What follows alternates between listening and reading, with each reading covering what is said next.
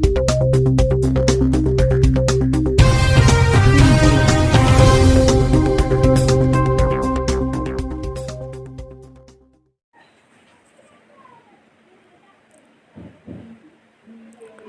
Friends, hello, good morning, अस्सलाम वालेकुम, आदाब, सत श्री अकाल, नमस्कार, what ever you feel connected with.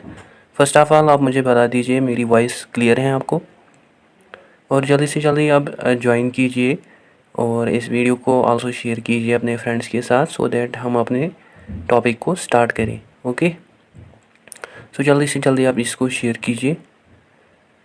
Okay, as you know आप मुझे डिफरेंट सोशल मीडिया प्लेटफार्म्स के ऊपर फॉलो कर सकते हैं, जैसे फेसबुक, इंस्टा, एक्स पे। और अगर आपको कोई क्वायरी, डाउट हो या अगर आपको स्टडी मटेरियल की ज़रूरत हो, देन आप मुझे मेल कर सकते हैं मेरी ईमेल आईडी के ऊपर, जहां मैं आपको रेस्पॉन्स दूंगा। ओके, नाउ आते हैं हमारे आज के टॉपिक पे। और जो आज का हमारा टॉपिक है that is AJIRS principle of verification. आइए हम स्टार्ट करते हैं हमारे टॉपिक को without any delay of time. Sir Alfred Jules और फ्रेडी आयर, इसका जो टाइम पीरियड है वो हमें 29 अक्टूबर 1910 से लेकर 24 जून 1989 तक देखने को मिलता है, जो कि एक इंग्लिश फिलासफर था जिसने पॉपुलराइज प्रमोट किया लॉजिकल पॉजिटिविज्म को अपने बुक्स में, especially Language, Truth and Logic 1936 and Problem of Knowledge 1956, among which जो language Truth and knowledge book है 1936 की, इसमें ईयर जो है वो रिप्रेजेंट करते हैं वेरिफिकेशन प्रिंसिपल को। उसके अकॉर्डिंग जो वेरिफिकेशन प्रिंसिपल है यह हमें खाली वेलिड बेसिस देखने को मिलती है फिलासफी के लिए, accept the possibility of logical और एम्पिरिकल वेरिफिकेशन। और ये पॉसिबिलिटी ऑफ लॉजिकल और एम्पिरिकल वेरिफिकेशन क्या होती है, जैसे अगर हम स्टेटमेंट की बात करें, गॉड एग्जिस्ट्स और चैरिटी इज़ गुड, ईयर के अकॉर्डिंग जो टू स्टेटमेंट्स हैं एम्पिरिकल वेरिफिकेशन की, ये हमें ट्रू नहीं देखने को मिलती हैं और ना ही हमें ये अनट्रूथ देखने को मिलती हैं, बट ये मीनिंगलेस ईयर के अकॉर्डिंग हमें देखने को मिलती हैं। दस हम इन स्टेटमेंट्स को इन एम्पिरिकल वेरिफिकेशन स्टेटमेंट्स को हम इग्नोर एक्सक्लूड कर सकते हैं।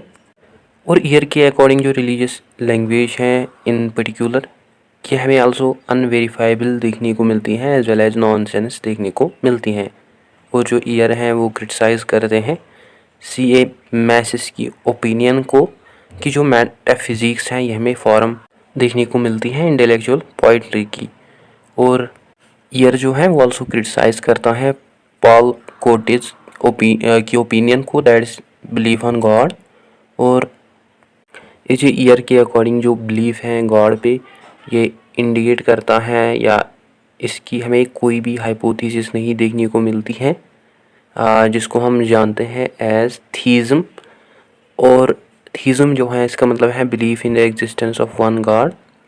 ड्यूरिंग लेटर ईयर्स जो ईयर हैं वो रिपीट करते हैं कि वो बिलीव नहीं करते हैं गॉड पे, और वो अपने आप को बोलता है एज एथीस्ट, जिसका मतलब है पर्सन जो कि बिलीव नहीं करता है on the existence of God.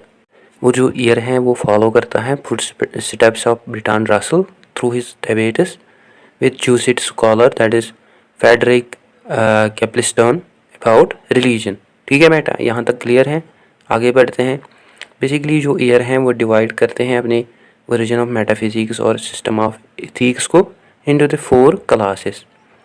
First class जो है उसमें ऐसी टाइप ऑफ स्टेटमेंट्स आते हैं जो कि एक्सप्रेस करते हैं डेफिनेशंस को, जो कि मेनली डेफिनेशंस होती हैं एथिकल टर्म्स या जजमेंट्स की in terms of their valid and possible definitions. Second class statements वो स्टेटमेंट्स होते हैं जो कि जिनको डिस्क्राइब किया जाता है through phenomena of moral experience and their causes. और जो थर्ड क्लास स्टेटमेंट्स हैं ये वो स्टेटमेंट्स होती हैं जो कि बेस्ड ऑन होती हैं advice and encouragement of moral virtue. और जो फोर्थ क्लास स्टेटमेंट्स होती हैं वो बेस्ड ऑन होती हैं एक्चुअल एथिकल जजमेंट्स पे। और मेनली जो ईयर है वो यहाँ पे फोकस करता है ऑन फर्स्ट क्लास स्टेटमेंट, और उसके अकॉर्डिंग जो सेकंड स्टेटमेंट है वो यहाँ पे बिलोंग करती हैं साइनस को, और जो थर्ड स्टेटमेंट है ये डील करती हैं कमांड्स से, और जो फोर्थ स्टेटमेंट है इसको हम जानते हैं एज नॉर्मेटिव इथिक्स। और ये जो नॉर्मेटिव इथिक्स हैं ये एक्चुअली अपोज करते हैं टुवर्ड्स द मेटा इथिक्स। और नॉर्मेटिव इथिक्स के अकॉर्डिंग एक्चुअल इथिकल जजमेंट जो है वो हमें कंक्रीट देखने को मिलती हैं, कंक्रीट जजमेंट्स देखने को मिलते हैं फॉर इथिकल फिलॉसफी। और ईयर के अकॉर्डिंग हम ट्रांसलेट नहीं कर सकते हैं मॉरल जजमेंट्स को into the non ethical empirical terms पे। दस ईयर के अकॉर्डिंग जो मॉरल जजमेंट्स हैं उनको हम वेरीफाई नहीं कर सकते हैं, बट ईयर जो है वो एग्री करता है इथिकल कंस्ट्रक्टिव इथिकल प्रूफ से, दैट इज़ इंस्टीट्यूशंस।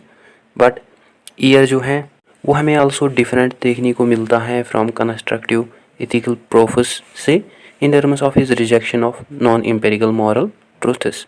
और ईयर के अकॉर्डिंग जो नॉन एम्पिरिकल मॉरल ट्रूथ्स हैं वो हमें वर्थलेस देखने को मिलते हैं, बिकॉज ईयर के अकॉर्डिंग जो कॉग्निशन परसेप्शन है वो वैरी करती हैं एक पर्सन से लेकर दूसरे पर्सन तक।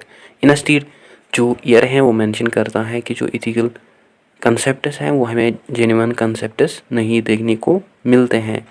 और ईयर के अकॉर्डिंग जो प्रेजेंस हैं इथिकल सिंबल्स की जो कि हमें स्टेटमेंट्स में देखने को मिलती हैं वो हमें एक्चुअली पार्ट नहीं देखने को मिलती हैं एक्चुअल कंटेंट की।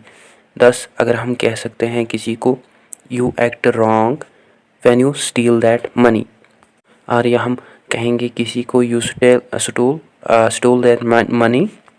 बेटा यहाँ पे आप डिफ्रेंशिएट कर सकते हैं इन दो स्टेटमेंट्स में, मतलब कितनी फ़र्क है कितनी डिफरेंस है।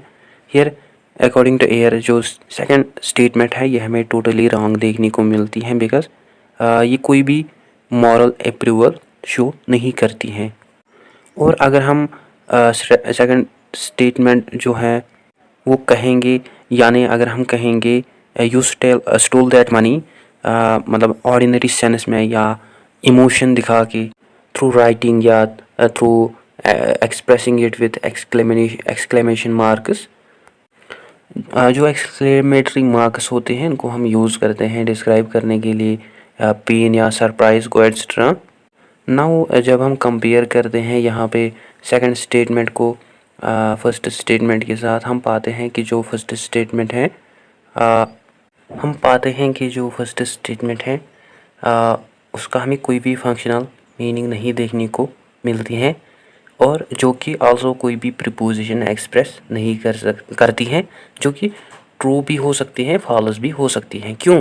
क्योंकि जो सेकंड स्टेटमेंट है इसमें हमने यूज़ किए इमोशंस को, या हमने इसको मतलब डिस्क्राइब किया through exclamation marks, due to which जो सेकंड स्टेटमेंट है फर्स्ट स्टेटमेंट है वो हमें फिक्शनल उसके हमें फिक्शनल नहीं मीनिंग नहीं देखने को मिलती है। और अगर हम सेकंड स्टेटमेंट को ऐसे ही लिखते, मतलब without exclamation marks, without expressing any emotion, that time हम कह सकते हैं फर्स्ट स्टेटमेंट जो थी वो एक्यूरेट थी। Anyways between 1945 to 1947 Russell George Orwell और जो ईयर हैं वो डेवलप करते हैं series of controversial articles that are in the magazine of philosophy, psychology and aesthetics. और ये जो मैगजीन्स हैं इनको एडिट किया बाय एक्स कम्युनिस्ट ने, दैट इज़ हम्परी स्लेटर ने। ईयर जो थे वो क्लोजली एसोसिएट था विद ब्रिटिश ह्यूमनिस्ट मूवमेंट से, और वो पॉपुलर एसोसिएट कंपेनियन था रैशनलिस्ट प्रेस एसोसिएशन का फ्रॉम 1947 से लेकर अंटिल हिज डेथ। और उसको आल्सो इलेक्ट किया गया as a member of American academy of arts and sciences in 1963। और इन 1965 वो पहले प्रेसिडेंट बने एग्नोस्टिक्स के। एग्नोस्टिक्स और एडेप्शन सोसाइटी यह हमें ऑर्गेनाइजेशन देखने को मिलते हैं जो कि डाउटफुल होते हैं या अनसर्टन होते हैं about the existence of God. Anyways in the same year Julian Huxley उसको इलेक्ट किया गया as a president of British humanist association until 1970। और इन 1968 जो ईयर हैं वो एडिट करते हैं ह्यूमनिस्ट आउटलुक को। ह्यूमनिस्ट आउटलुक क्या है? ये मेनली एसेज थे जो कि बेस्ड ऑन थे मीनिंग ऑफ ह्यूमनिज्म पे। और जो ईयर है वो one of the famous member था आल्सो ह्यूमनिस्ट मैनिफेस्टो का। बिसाइड्स बेसिकली जो ईयर है वो डिफाइन करता है अपने प्रिंसिपल ऑफ वेरिफिकेशन को through various principles such as, अगर हम पहले प्रिंसिपल की बात करें that is critique of metaphysics, जो कि हमें देखने को मिलता है in the work of year that is language Truth and logic, जिसमें ईयर जो है वो मेंशन करता है अबाउट कैसे हम डील कर सकते हैं विद मेटाफिजिक्स और बियॉन्ड क्वेश्चंस। और आल्सो वो डिफ़ाइन करता है क्या पर्पस या क्या मेथड होना चाहिए हमारी फिलॉसफिकल इंक्वायरी की। और जो सेंट्रल एम है हायर की प्रिंसिपल ऑफ वेरिफिकेशन की, वो हमें रिजेक्शन अपोजिशन देखने को मिलती है टुवर्ड्स ट्रेडिशनल मेटाफिजिक्स, जहाँ पे ट्रेडिशनल मेटाफिजिक्स जो है इसको कंसिडर किया जाता है as an attempt about reality, यानी ट्रेडिशनल मेटाफिजिक्स में मेटाफिजिक्स को कंसिडर किया जाता है as an attempt about reality such as reality जो कि बियॉन्ड हमें देखने को मिलती है with the limits of world and science and common sense. Ayer के अकॉर्डिंग जो मेटाफिजिकल प्रोजेक्ट है ये हमें इम्पॉसिबल देखने को मिलता है। और वो स्पेशली बिलीव करता है कि जो रियलिटी है वो हमें बेस्ड ऑन देखने को मिलती है एम्पिरिसिज्म की, दैट इज़ कि जो सभी नॉलेज हैं वो हमें बेस्ड ऑन देखने को मिलती हैं सेंस एक्सपीरियंस पे या प्रैक्टिकल एक्सपीरियंस पे। और ईयर के अकॉर्डिंग जो साइंटिफिक नॉलेज हैं वो हमें पैटर्न वे देखने को मिलती है नॉलेज के लिए, जो कि एक्ट करती हैं अकॉर्डिंग टू एम्पिरिसिज्म। और जो ईयर है वो आल्सो मेंशन करता है एम्पिरिसिज्म की रिगार्डिंग कि जो नॉलेज हैं जो कि बेस्ड ऑन नहीं होती हैं सेंस एक्सपीरियंस पे, वो हमें अनजस्टिफाइड देखने को मिलती हैं। और जो नॉलेज हैं जो कि बेस्ड ऑन नहीं होती हैं आल्सो ऑन एक्सपीरियंस, वो हमें नॉन सेंस देखने को मिलती हैं। और ईयर के अकॉर्डिंग जो कंक्लूजन्स फॉलो नहीं करते हैं मतलब एक्सेप्टेड प्रमाइसिस को, वो हमें सफिशेंटली फॉल्स नहीं देखने को मिलते हैं। और ईयर के अकॉर्डिंग हम रिमूव नहीं कर सकते हैं सिस्टम ऑफ ट्रांसटेंट मेटाफिजिक्स को, बट इन स्टेट हम इसको क्रिटिसाइज कर सकते हैं कि कैसे मेटाफिजिक्स एग्जिस्टेंस में आया। दस हम क्रिटिसाइज कर सकते हैं ईयर के according about the composition and as well as nature of the actual statements of metaphysics।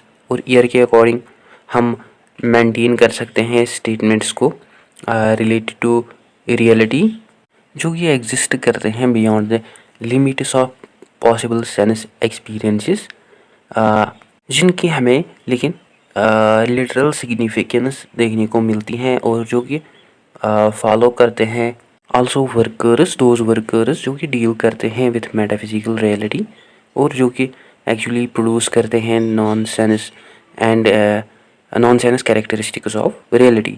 दस ईयर के अकॉर्डिंग हम इन स्टेटमेंट्स के अकॉर्डिंग हम आल्सो मेंटेन कर सकते हैं स्टेटमेंट्स को।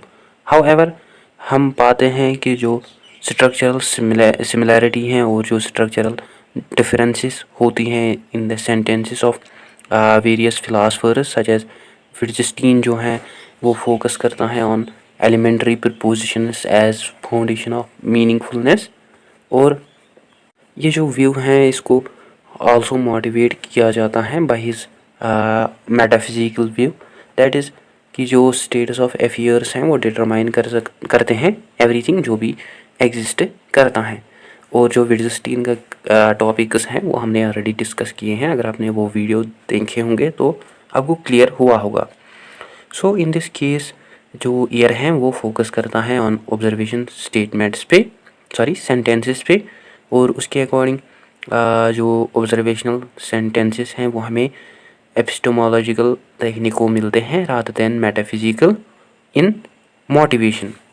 और ईयर के अकॉर्डिंग जो second one of the frustrating thing है about the Wittgenstein's criteria of meaning, that is कि जो ह्यूमन्स हैं वो हमें एग्जाम्पल्स नहीं देखने को मिलते हैं एलिमेंट्री प्रीपोजिशंस की, ड्यू टू विच हम अप्लाई नहीं कर सकते हैं क्राइटेरिया ऑफ विट्जेस्टीन को ऑन एक्चुअल केसेस में। बट इन स्टेट ईयर के अकॉर्डिंग जो क्राइटेरिया हैं वो हमें ईयर की क्राइटेरिया के अकॉर्डिंग हम प्रोवाइड कर सकते हैं एग्जाम्पल्स ऑफ ऑब्जर्वेशनल स्टेटमेंट्स। और जो ईयर हैं वो हमें बहुत ही स्पेसिफिक क्लियर देखने को मिलता है अबाउट कैसे हम डिस्क्राइब कर सकते हैं वेदर एक स्टेटमेंट वेरीफेबल है in terms of observation statement और नॉट। हाउएवर बोथ विट्जेस्टीन और ईयर के जो टेस्ट्स हैं वो लोकेट करते हैं वैल्यूज़ को और as well as philosophical judgements of meaningful and meaningless divisions का। और हम आल्सो ऑब्जर्व करते हैं कि जो ईयर के सेंटेंसेस हैं वो हमें डिफरेंट देखने को मिलते हैं फ्रॉम विट्जेस्टीन। ठीक है बेटा, ये था हमारा फर्स्ट प्रिंसिपल ऑफ वेरिफिकेशन का, ईयर की थ्योरी का। नाउ अगर हम बात करते हैं सेकंड प्रिंसिपल ऑफ वेरिफिकेशन का, that is observation statement. Year का जो क्राइटेरियन है वेरीफेबिलिटी का, वो ईयर जो है वो कहता है कि जो सेंटेंस हैं वो तब मीनिंगफुल होता है जब वो बेस्ड ऑन होता है ऑब्जर्वेशन पे, या जब वो डील करता है विद ऑब्जर्वेशन। हिस्टोरिकली जो फॉर्मुलेशन है इस क्राइटेरियन की वो हमें बेस्ड ऑन देखने को मिलती है class of observation sentences and also on those sentences जो कि स्पेसिफाइड और रिलेटेड होते हैं जिनको टर्म किया जाता है एज मीनिंगफुल। देन हम एस्टेब्लिश करते हैं टू टास्क्स को। फर्स्ट इज़ जब हम कहते हैं कि एक ऑब्जर्वेशन सेंटेंस क्या है, और सेकंड इज़ स्पेलिंग जो कि हमें रिक्वायर्ड नेसेसरी देखने को मिलती है for the relationship between meaningful sentences and observation sentences. और जो one of the main issue है regarding the first task, whether observation sentence of thought based on है सेंस डेटा पे और मटेरियल ऑब्जेक्ट्स पे। And under observation statement by intuition ये हमें hard देखने को मिलता है, देखना कि कैसे मटेरियल ऑब्जेक्ट स्टेटमेंट्स को काउंट किया जा सकता है एज ऑब्जर्वेशनल स्टेटमेंट्स जब हम अडेप्ट करते हैं sense data theory of perception को, जैसे ईयर और बाकी अदर लॉजिकल पॉजिटिविस्ट्स जो हैं वो अडेप्ट करते हैं sense data theory of perception को। लेकिन अगर कोई यूज़ करता है सेंस डेटा स्टेटमेंट्स को एज ऑब्जर्वेबल स्टेटमेंट्स, देन वो फेस कर सकता है danger while making material object statements such as statement is sinus came out meaningless. So इस केस में हम स्टेटमेंट को यूज़ करते हैं as observable statement instead of sense data statement. और अकॉर्डिंग टू ईयर और बाकी लॉजिकल पॉजिटिविस्ट्स के अकॉर्डिंग जो साइंटिफिक और कॉमन सेंस जजमेंट्स हैं वो हमें बेस्ड ऑन देखने को मिलते हैं ऑन सेंसरी एक्सपीरियंसेस जिनको क्रिएट किया जाता है थ्रू सेंसरी एक्सपीरियंसेस, जहाँ पे मीनिंगफुल डिस्कशंस और क्वेश्चंस जो हैं और बाकी फिलोसफिकल जजमेंट्स को कैटेगराइज किया जाता है एज मीनिंगफुल। और यहाँ पे अगर हम सेपरेट अवे हुए from the nature of observation sentences, या अगर हमने इसको लाइटली लिया मतलब इंक्लूड करना बोथ सेंस डेटा स्टेटमेंट्स और मटेरियल ऑब्जेक्ट स्टेटमेंट्स को, दैट टाइम जो रिलेशनशिप बिटवीन होगी सेंटेंसेस की वो हमें ऑब्जर्वेशन स्टेटमेंट्स नहीं देखने को मिल सकती हैं in either sense and observation. And जो सेंस और ऑब्जर्वेशन है ये हमें रिक्वायर्ड देखने को मिलती हैं प्रीवियस स्टेटमेंट्स के लिए सो दैट वो मीनिंगफुल कहलाए। दस ईयर के अकॉर्डिंग हम साइंटिफिक और कॉमन सेंस जजमेंट्स को क्रिएट कर सकते हैं on the basis of sense experiences and observation, so that हम डिस्कशंस और philosophical judgements as well as questions को कैटेगराइज करें एज मीनिंगफुल। नाउ बेटा अब हम बात करते हैं थर्ड प्रिंसिपल ऑफ वेरिफिकेशन की, that is in principle verifiability. और आई होप बेटा आपको अच्छे से क्लियर हुआ होगा ये दो प्रिंसिपल्स चलो आगे बढ़ते हैं। सो इस प्रिंसिपल के अकॉर्डिंग हम डिटेल में जाने से पहले प्रिंसिपल ऑफ वेरीफेबिलिटी में यह हमें नेसेसरी देखने को मिलता है डिस्टिंग्विश करना बिटवीन वेरीफाइड जजमेंट्स, जिसका मतलब हमें मतलब हमको इन्वेस्टिगेट करना है थ्रू को related observation senses and claims. और ईयर के अकॉर्डिंग कई केसेस में हम समझते हैं कि जो प्रपोजिशंस हैं जिनके रिगार्डिंग हम कोई भी स्टेप नहीं लेते हैं उनको वेरीफाई करने के लिए, और अगर हम वेरीफाई करेंगे इन प्रपोजिशंस को वो हमारे लिए ट्रबल बाधा बन सकती हैं। और जो सिंपल और फैमिलियर एग्जांपल है इस टाइप ऑफ प्रपोजिशन की, that is there are mountain on the farther side of moon. कहता है कि एक पहाड़ है वो बहुत ही दूर हमें देखने को मिलता है on the side of moon, जहाँ से हमें मून दिखती है उसी साइड से, और वहाँ तक जाने के लिए हमारे पास कोई भी ज़रिया नहीं है, कोई भी रॉकेट नहीं है या कोई भी रॉकेट अभी तक इन्वेंट नहीं हुआ है जो कि हमको वहाँ तक ले जा सकता है। और हम देख सकते हैं किस साइड से, या हम मून को देख सकते हैं या माउंटेन्स को देख सकते हैं। बस यहाँ पे हम अनेबल होते हैं, मतलब डिसाइड नहीं कर सकते हैं मैटर ऑफ एक्चुअल ऑब्जर्वेशन। बस ये जो प्रीपोजिशन है ये हमें वेरीफेबल देखने को मिलता है इन इट्स प्रिंसिपल, बट यह हमें वेरीफेबल नहीं देखने को मिलता है इन प्रैक्टिस। और अदर हैंड यह हमें आल्सो मेटाफिजिकल इलॉजिकल प्रीपोजिशन देखने को मिलता है जो कि विदाउट लॉजिक है, जो कि हमें एब्सोल्यूट तो देखने को मिलता है, बट ये हमें इनकेपेबल देखने को मिलता है एवोल्यूशन से, प्रोग्रेस से इन प्रिंसिपल वेरिफिकेशन। सो इसी तरह जो भी मेटाफिजिकल इलॉजिकल प्रीपोजिशंस होते हैं वो हमें एब्सोल्यूट तो देखने को मिलते हैं, बट वो हमें इनकेपेबल देखने को मिलते हैं एवोल्यूशन और प्रोग्रेस के लिए। थस हम इमेजिन नहीं कर सकते हैं अबाउट एनी ऑब्जर्वेशन जिनमें मेनली हम श्योर नहीं होंगे, जिनमें मेनली हम डिटरमाइन नहीं कर सकते हैं वेदर एब्सोल्यूट प्रोपोजिशन एंटर होती हैं या नहीं होती है into the evolution and progress. और जो मॉरल थीम है इस थर्ड प्रिंसिपल का, दैट इज़ अगर हम एस्टेब्लिश करना चाहते हैं meaningfulness of sentence by relating to it with some set of observation sentence. So ये ज़रूरी नहीं है कि हमारी जो ऑब्जर्वेशन होंगी उसकी हमें रिलेशनशिप मतलब उसको रिलेशनशिप होनी चाहिए विद ऑब्जर्वेशन सेंटेंस, बट हमें ये ज़रूरी देखने को मिलता है प्रिंसिपल के लिए एस्टेब्लिश करना ऑब्जर्वेशंस को। एनीवेज आगे बढ़ते हैं बेटा। फोर्थ वन जो है that is principle of verification, fourth principle जो है प्रिंसिपल ऑफ वेरिफिकेशन का वो है स्ट्रॉन्ग वेरिफिकेशन। और ईयर के अकॉर्डिंग जो मीनिंगफुलनेस है वो हमें इंटर रिलेटेड देखने को मिलती है, किसके साथ, विद स्ट्रॉन्ग वेरिफिएबिलिटी के साथ। और डिफाइन करता है मीनिंगफुलनेस को in terms of strong verification. Define करने के लिए मीनिंगफुलनेस को in terms of conclusive verification as well as conclusive falsification.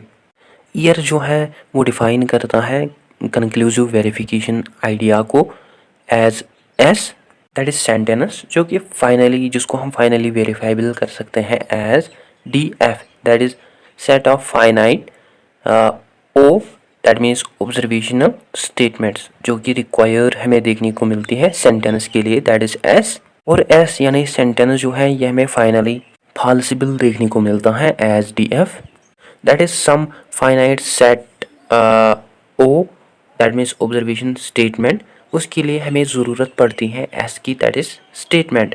In other words जो कंक्लूसिव वेरिफिबिलिटी है ये डिफाइन करता है मीनिंगफुलनेस को in terms of strong verification, that is sentence जो है वो तब मीनिंगफुल होता है जब हम उसको कंक्लूसिव वेरीफाई कर सकते हैं। और ईयर जो है वो आल्सो फाइंड आउट करता है प्रॉब्लम कि अगर हम एक्सेप्ट करते हैं कंक्लूसिवली वेरीफाइबल स्टेटमेंट को एज क्राइटेरियन ऑफ सिग्निफिकेंस, जिससे हम अपने आर्गुमेंट को प्रूव कर सकते हैं। Consider for example the case of general propositions of law such as arsenic is poisonous, similarly all men are mortal, similarly a body tends to expand when it is heated, यहाँ पे जो nature है इन prepositions का वो हमें based on देखने को मिलता है ट्रूथ पे, लेकिन ये जो ट्रूथ है इसको हम एस्टेब्लिश नहीं करते हैं विद श्योरनेस, बट इंस्टीड हम ट्रूथ को एस्टेब्लिश करते हैं finite series of observation.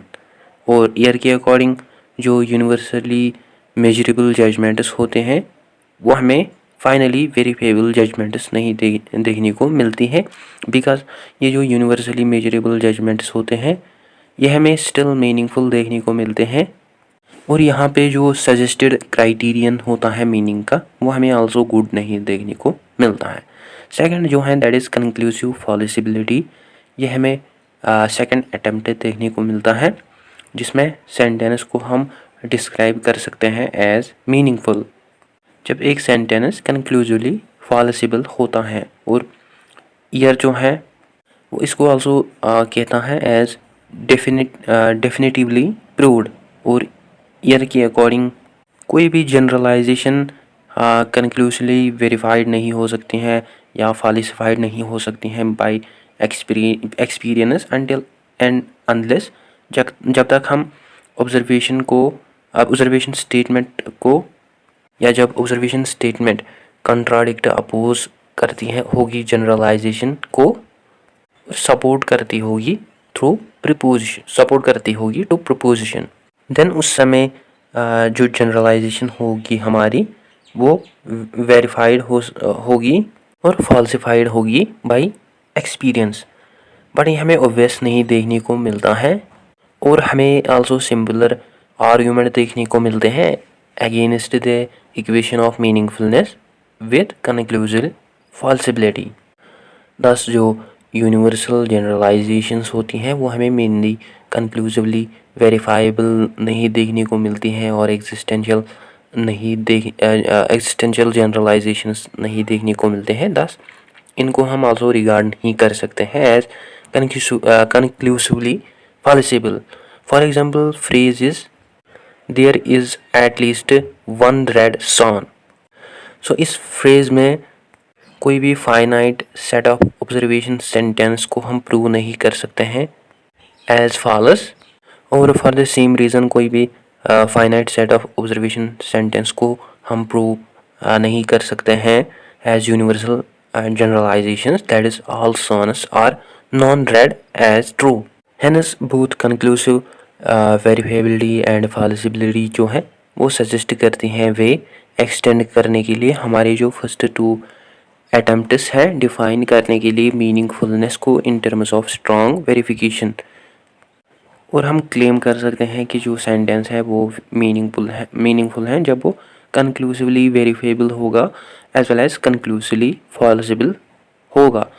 Hence here both जो है वो डील करते हैं विद सिंपल यूनिवर्सल जनरलाइजेशंस से जब वो conclusively falsifiable as well as simple existential generalisations होते हैं जो कि आल्सो कंक्लूसिवली वेरीफाइबल होती हैं। और ईयर के according both conclusively falsifiability and conclusively verifiability जो है इसके अंदर हम आल्सो फाइंड करते हैं मिक्सड क्वालिफिकेशन को।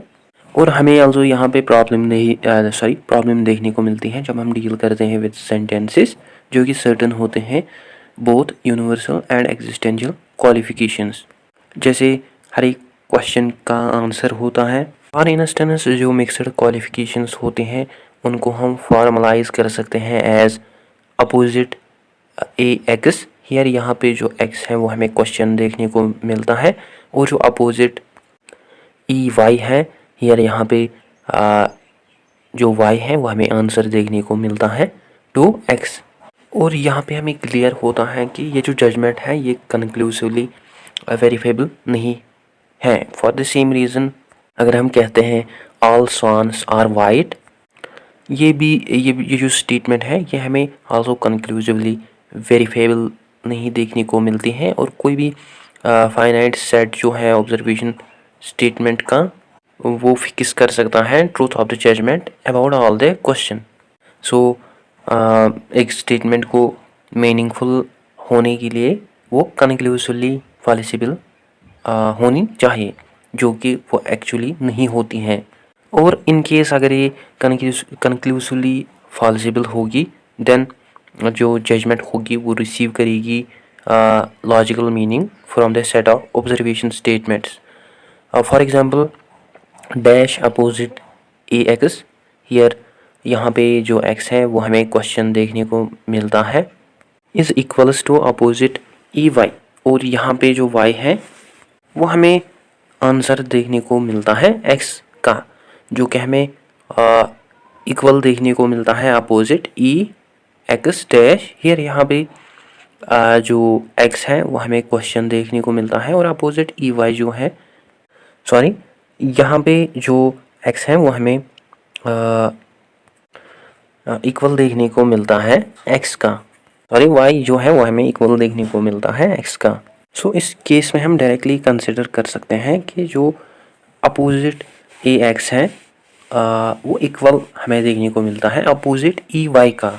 दस जो x है वो हमें आंसर देखने को मिलता है y के लिए. And opposite E X is equal to opposite sorry dash E Y. और in case of opposite E X जो एक्स है वो हमें क्वेश्चन देखने को मिलता है और in case of dash E Y और यहाँ पे जो y है वो हमें आंसर देखने को मिलता है x का, जो कि हमें इक्वल देखने को मिलता है अपोजिट ई एक्स का. और यहाँ पे जो x है वो हमें क्वेश्चन देखने को मिलता है और अपोजिट ए वाई जो है हियर यहाँ पे जो y है वो हमें आंसर देखने को मिलता है x का. सो यहाँ पे जो ओरिजिनल सेंटेंस है वो हमें कंक्लूसिवली फॉल्सिबल देखने को मिलता है और हम डिराइव करते हैं इक्वेशन को थ्रू ऑब्जर्वेशन सेंटेंसेस. बट हम डिराइव नहीं कर सकते हैं इक्वेशंस को from set of observation sentence, but हम डिराइव कर सकते हैं इन इक्वेशंस को फ्रॉम यूनिवर्सल जजमेंट्स एक्स्ट्रा. और अगर हम डिराइव नहीं करेंगे इन इक्वेशंस को from set of observational sentences such as all swans are white. सो ये जो जजमेंट है इसमें हमें प्रॉब्लम देखने को मिल सकती है इस फैक्ट से जो कि जो कंक्लूसिवली फॉल्सिबिलिटी है सेंटेंस की वो हमें कंक्लूसिवली वेरीफेबिलिटी देखने को मिलती है of it is logical rejection. So जो जजमेंट या सेंटेंस होगा वो तब मीनिंगफुल होगा जब वो आइदर कंक्लूसिवली फॉल्सिबल होगा और कंक्लूसिव वेरीफेबल होगा और जो कि प्रूव करता होगा सभी सेंटेंसेस मिक्सड क्वालिफिकेशंस को एज मीनिंगफुल.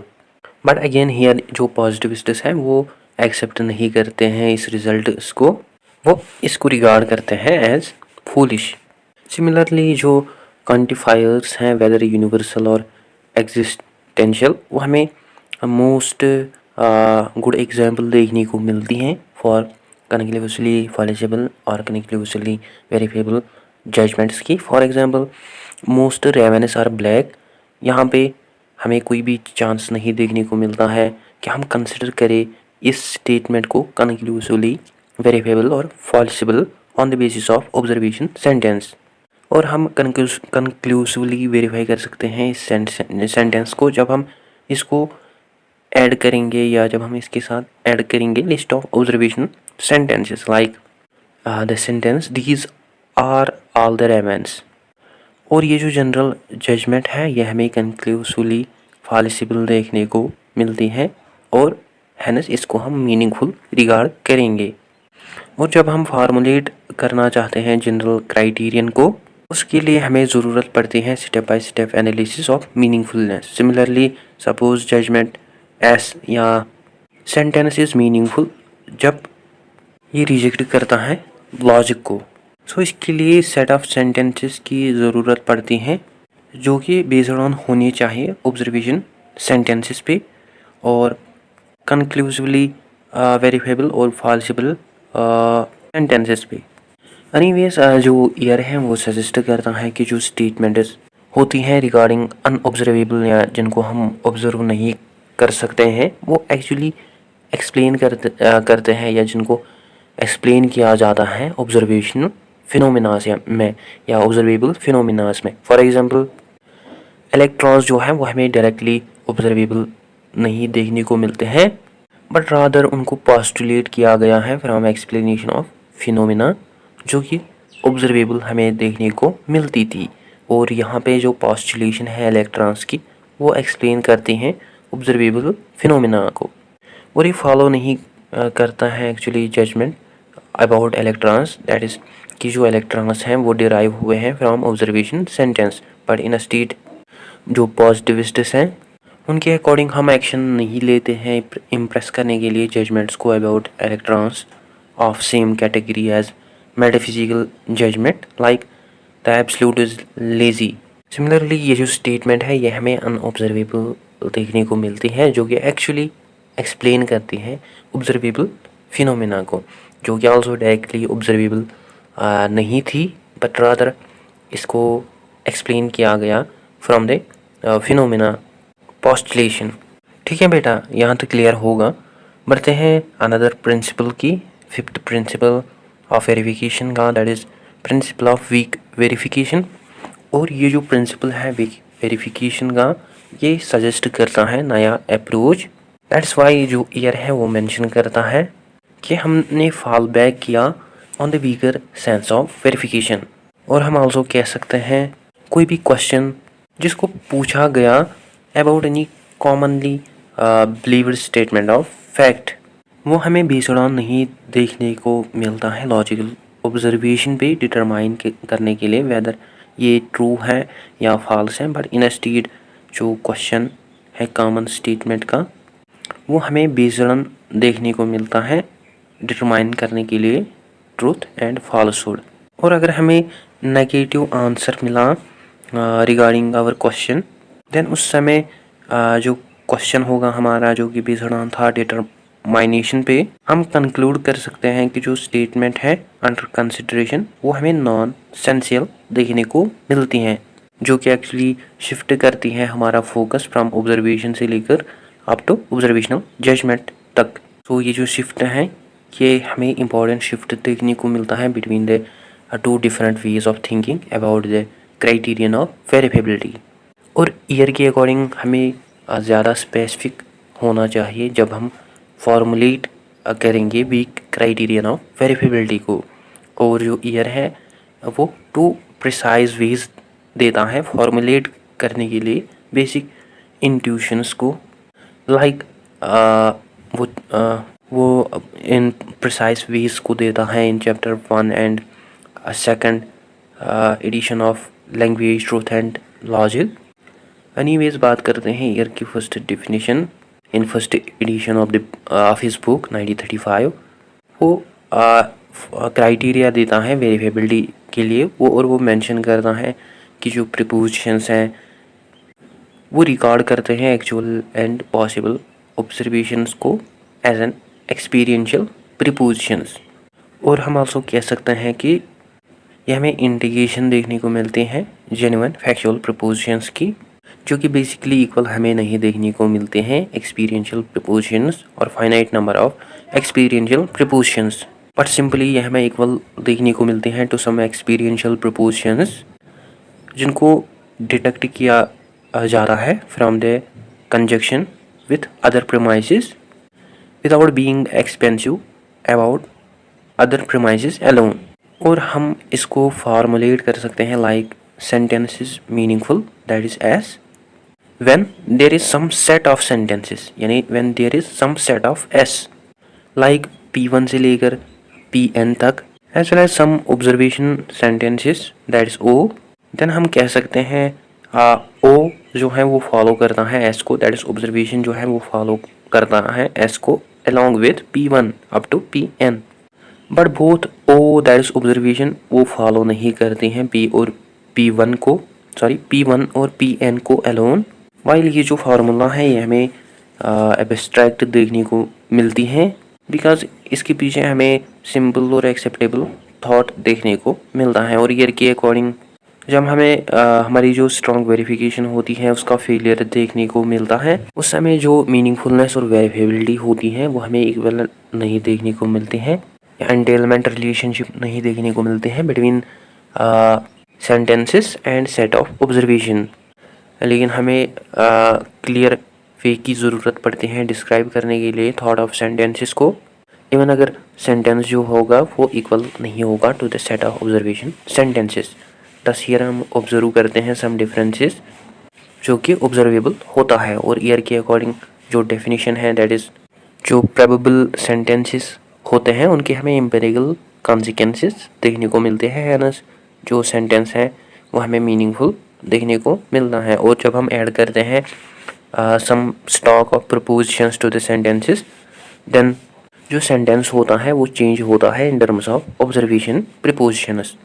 और ये जो डिफिनेशन है ये हमें वेल सूटेड देखने को मिलती है with cases such as sentence of mixed qualification, like हर एक लिक्विड जो है उसका हमें बॉइलिंग पॉइंट देखने को मिलता है। Consider this sentence X as liquid, but ये फॉलो नहीं करते हैं सेंटेंस को that is X has a boiling point is true, but ये फॉलो करता है इस सेंटेंस को along with example of sentence. Then अगर हम कह सकते हैं X has a boiling point is true.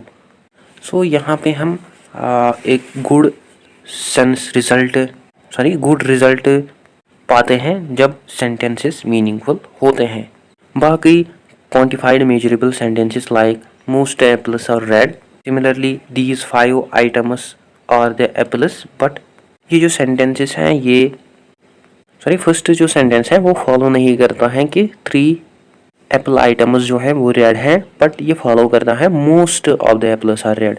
Hence जो क्लेम या जजमेंट है मोस्ट एप्पल्स आर रेड ये हमें क्वालिफाइड देखने को मिलती है as meaningful.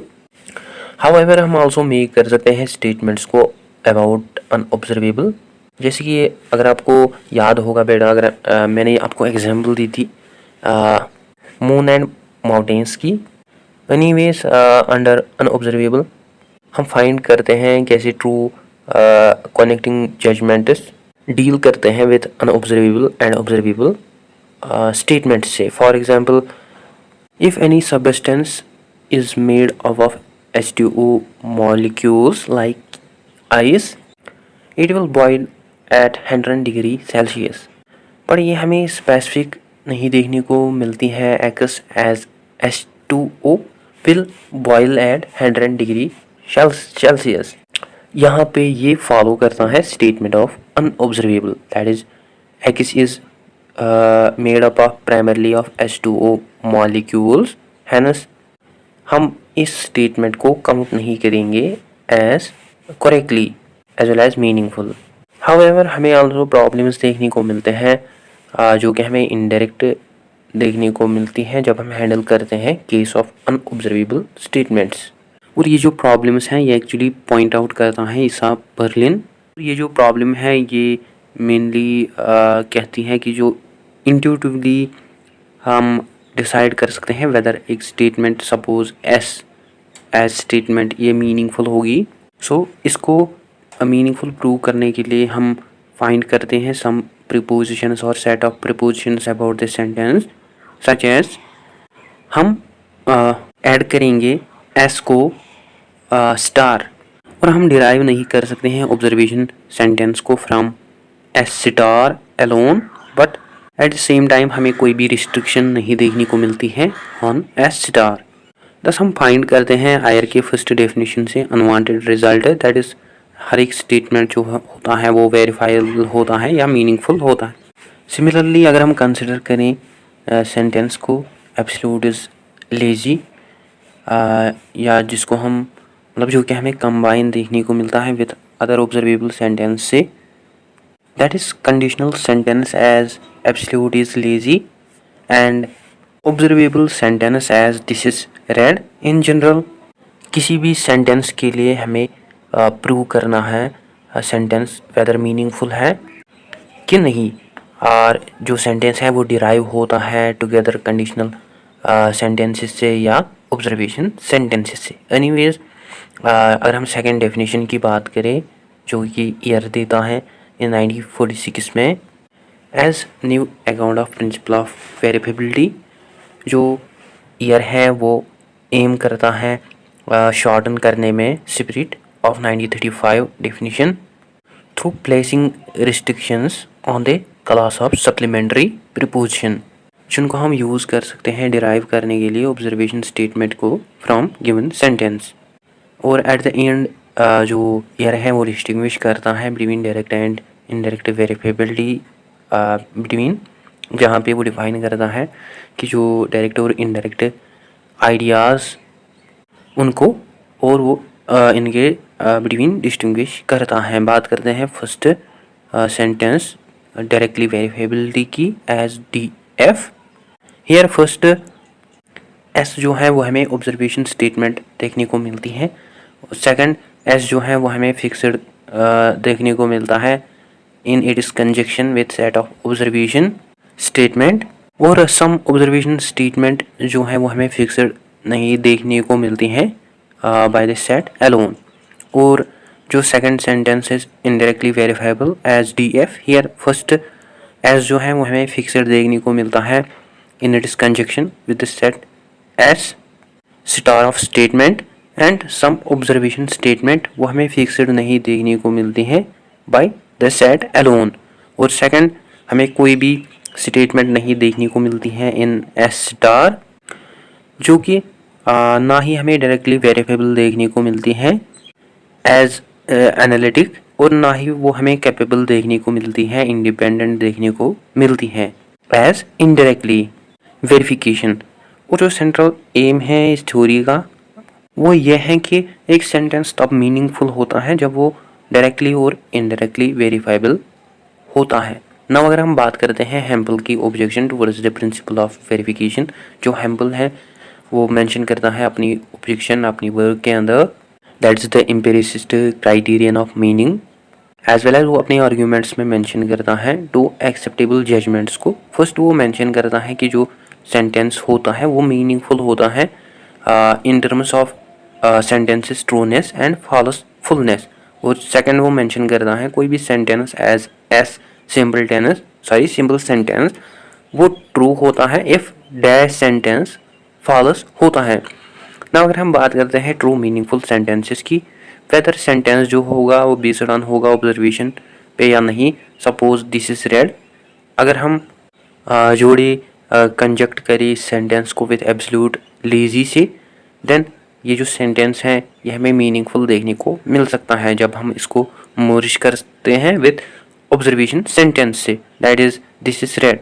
So by assumption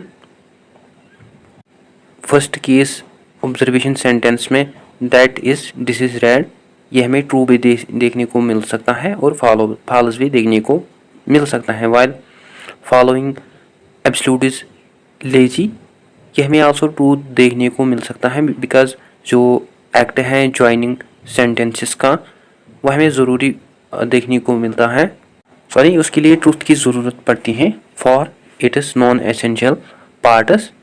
then principle first जो होगा वो मीनिंगफुल होना चाहिए। सपोज जब सेंटेंस फॉल्स होगा दैट टाइम जो प्रिंसिपल सेकंड होगा उसकी जो लॉजिकल रिजेक्शन या नेगेशन होगी वो ट्रू होनी चाहिए बोथ केसेस में।